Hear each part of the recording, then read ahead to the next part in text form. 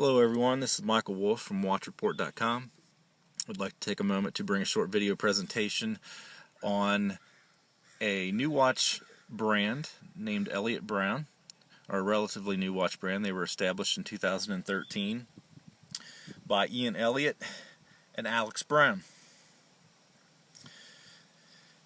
The philosophy behind Elliot Brown watches is that they want them to be durable, serviceable, and versatile. So we'll go over the watch here shortly, just to see how it meets their philosophy. Definitely, after you watch the video, click on over to the written review on WatchReport.com. There should be a link at the bottom of this video presentation that will direct you over there. There will be additional photos and comments, things that I may not cover in the video. So wrist shots, loom, that kind of stuff. So definitely head on over there and check that out when you have a chance. So the model in front of you is the Bloxworth, and it has a retail price of right around $922 US. And as you can see, it is a chronograph.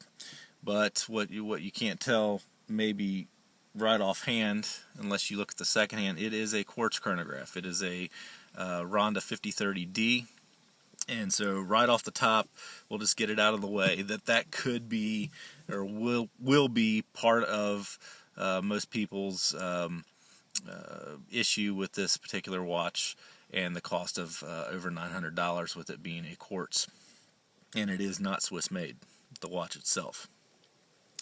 So let's get into the watch so you can understand a little bit more about how it's built and laid out, and we'll go from there. The case is 44 millimeters. It is all 316L marine grade stainless steel with a really nice brush finish, and when you throw in the crown, it jumps it up to right around 47 millimeters. The lug to lug is 53 millimeters. And we have a case thickness of right around 13 millimeters. So it's a tank, for lack of words, as it weighs over 240 grams. So when you combine all those specifications together, you're going to have a watch with quite a bit of wrist presence, and you're going to know you're wearing it. So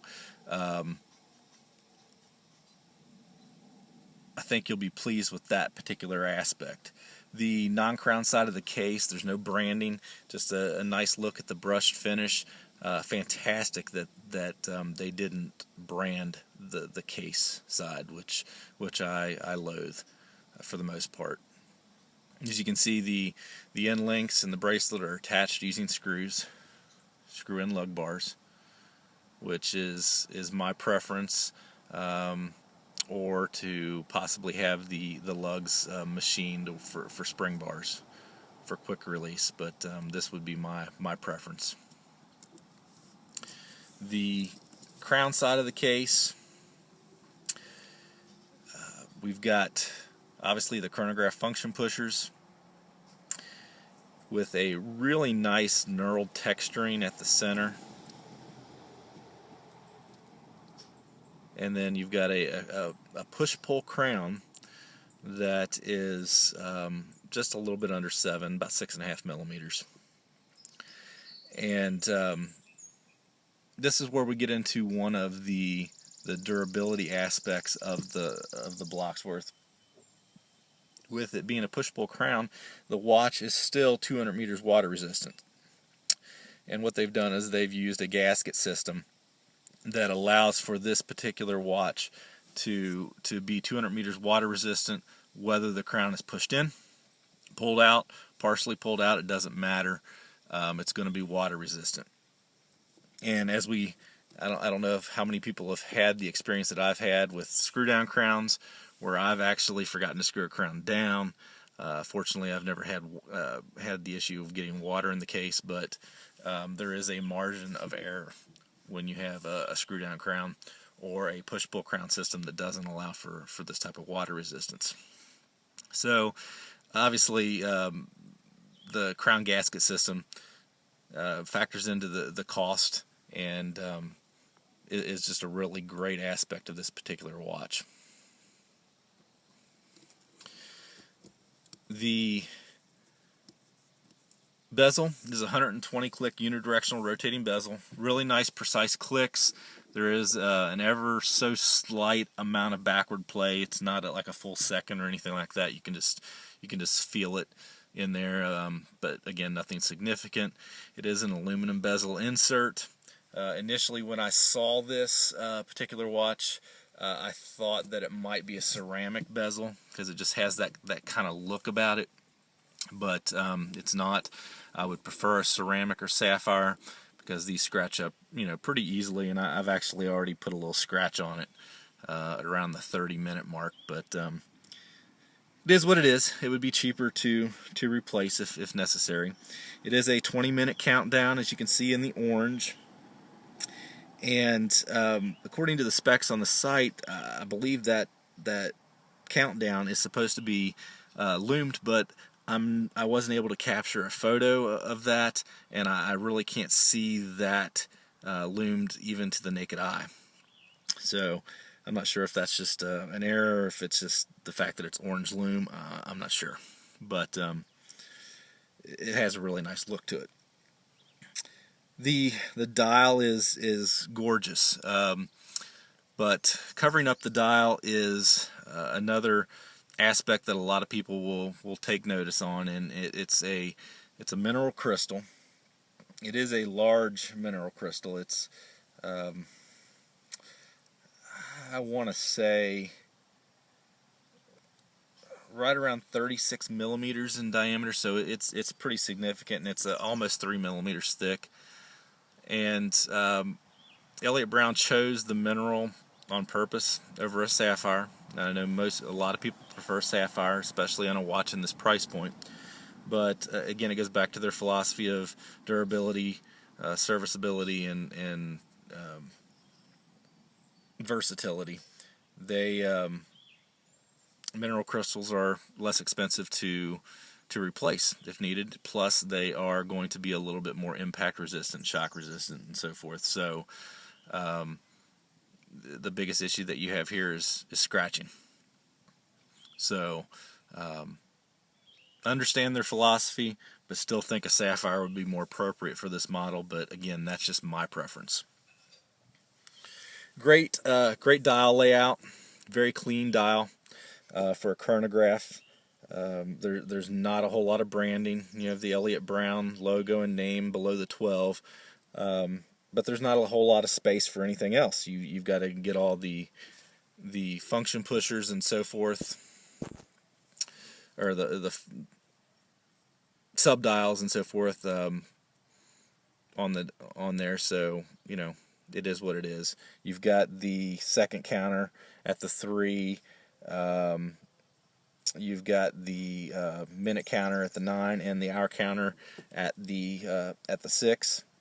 Great handset all the way around. You've got on the subdials, you've got orange hands, which correspond well with the other orange accents of the watch, like on the bezel and on the tip of the minute hand, as you can see.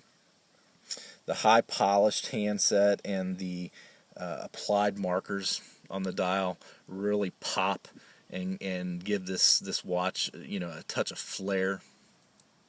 So it's quite beautiful, and obviously the applied markers and so forth are going to amp up cost on a watch regardless, and I'm really glad that they used applied markers. A lot of loom surface on those markers. Got a really nice loom shot in the written review, so you'll have to go over there and check that out.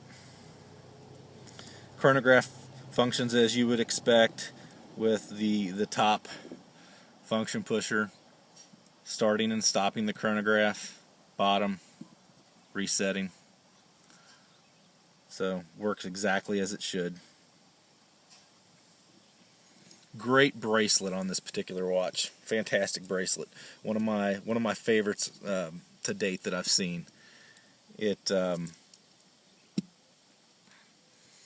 as you can see, the links are all attached using screws, but the one really great thing is the links are machined in a way where it uses single-sided screws, which I much prefer over dual-headed screws. Links are about 4 millimeters thick, a little under 4 millimeters thick. Just a lot of heft, and I'm sure it adds, to the significance of the watch. Fantastic clasp. As you can see, it's got the ratcheting extension, which functions really well.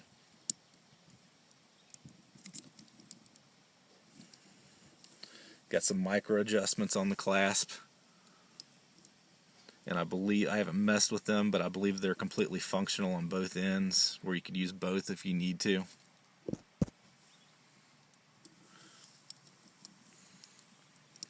Elliot Brown logo, which I captured this on the in the photographs as well. It is loomed. It's gimmicky, but it is a very cool aspect. So definitely check that out.